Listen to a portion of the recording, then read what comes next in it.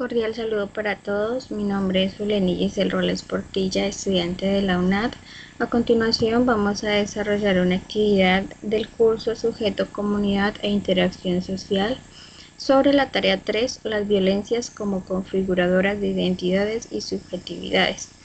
Pertenezco al grupo 139 y en esta actividad se quiere promover el reconocimiento de las diferencias y diversidad cultural o de subjetividades para favorecer la inclusión de distintas culturas, reconocer las diferentes problemáticas como la violencia simbólica, la violencia institucional, la economía, que nos permita generar conciencia y acciones positivas, lo que va a permitir experiencias positivas en la sociedad, generar subjetividades buenas, llenas de confianza y desarrollo social.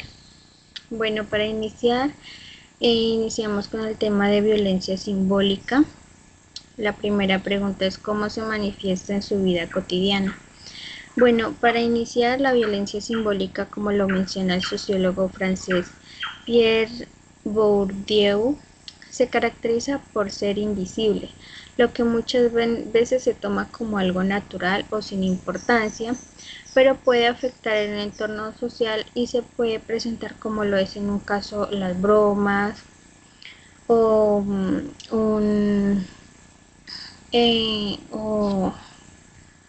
una decisión o críticas que a veces se tornan amables, pero pues son críticas pasivo-agresivas con doble intención.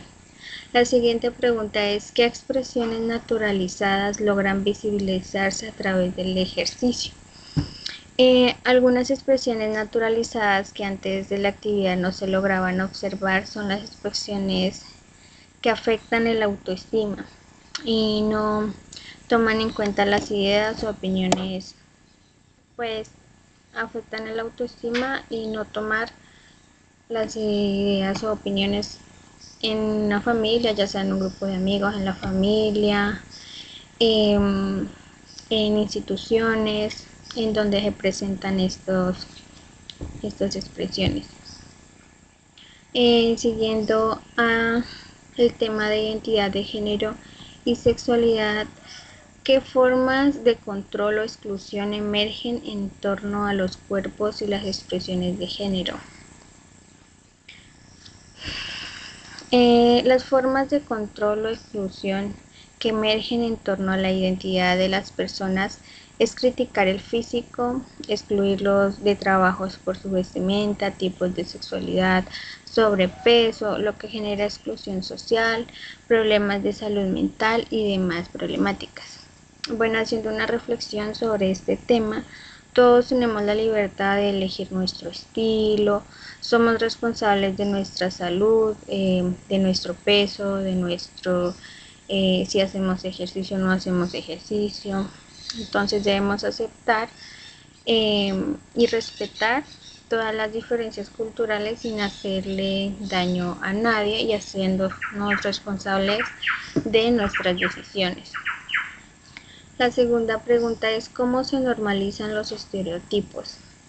Bueno, los estereotipos pues se normalizan porque la subjetividad social normaliza o hay unas normas, se puede decir, a los que todos debemos someternos. Entonces, si por ejemplo miramos a una persona diferente, con diferente vestimenta, entonces de pronto falda larga, buzo, entonces nosotros decimos, no, tiene baja autoestima o no, no está a la moda.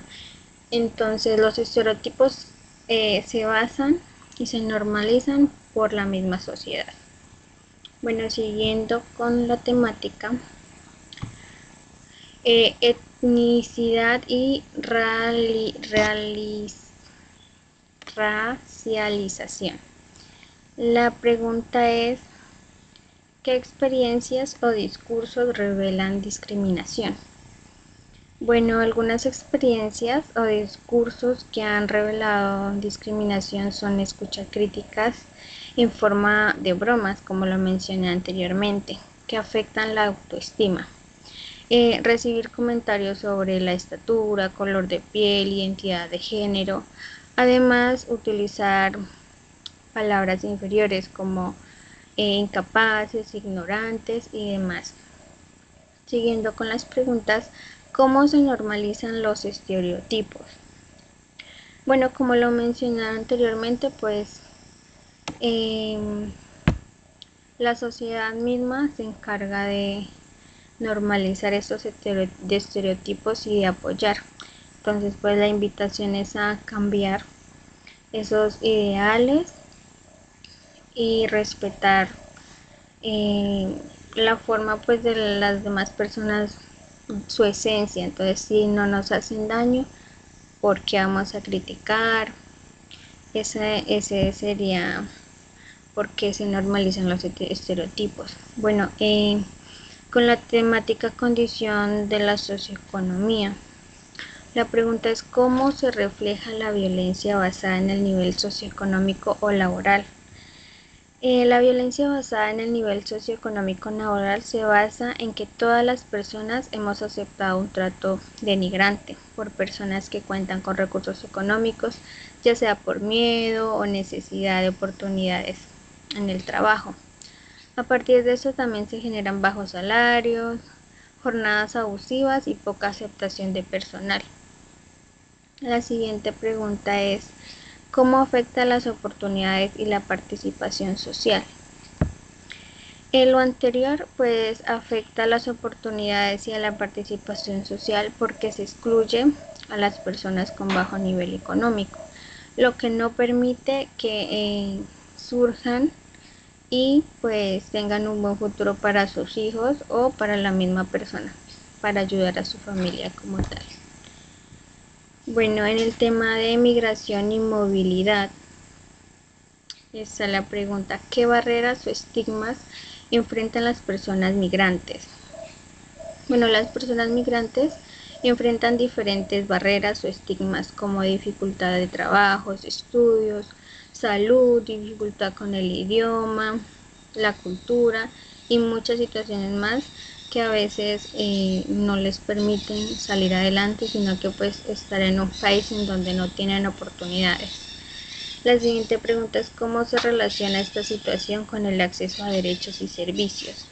Esta situación es muy difícil porque el gobierno no es el encargado de buscar soluciones para que estas personas sean sensibles y a veces el gobierno pues no prioriza estos temas porque primero está el país con dificultades, entonces, más sin embargo, todas las personas tenemos derechos de recibir nuestra educación, salud, tener un trabajo digno, una economía sostenible.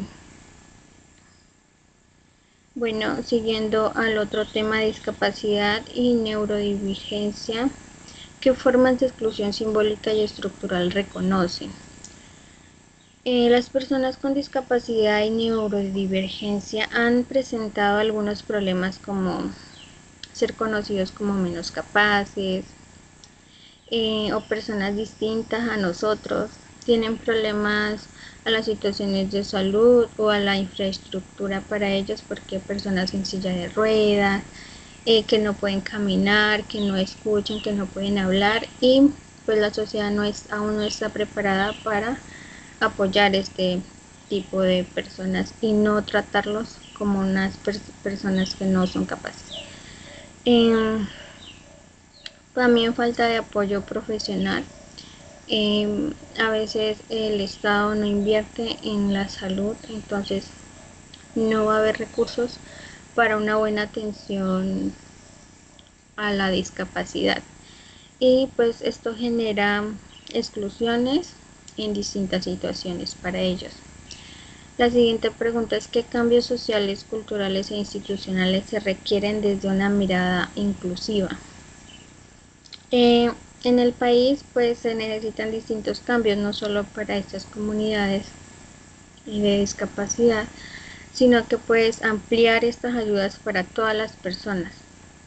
Esto pues debe generar conciencia y una mirada inclusiva para todos.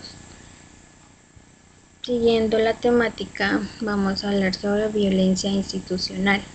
¿Qué instituciones se evidencian como productoras de violencia?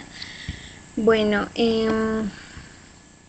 existen muchas instituciones o comunidades que generan violencias, desde puestos de trabajo, desde el horario laboral, la explotación, pues lo que va a generar un estrés laboral y en cualquier, esto no solamente en algunas instituciones, sino en cualquier institución o comunidad social que haya formada. La siguiente pregunta: explique si la burocracia en las instituciones es promotora de violencias y de qué tipo. La burocracia de las instituciones sí es promotora de violencias porque excluye a las personas con discapacidad, migrantes, además pues de que piden a veces requisitos innecesarios para poder contratar o dar empleo.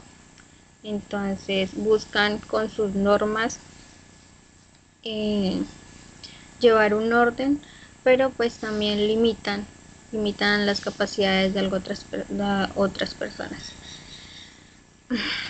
Bueno, seguimos. Bueno, la manera en la que se reconoce el rol propio como producción de violencia es aceptar que uno como persona se equivoca y entender que muchas veces reproducimos actitudes, palabras o comportamientos discriminatorios que hemos aprendido y normalizado en la vida cotidiana. La violencia no siempre es física, también puede aparecer en prejuicios, burlas, exclusión o indiferencia hacia otras personas. Reflexionar sobre la dimensión ética de ser víctima y al mismo tiempo posible reproductor de violencia permite desarrollar mayor conciencia, empatía y responsabilidad social.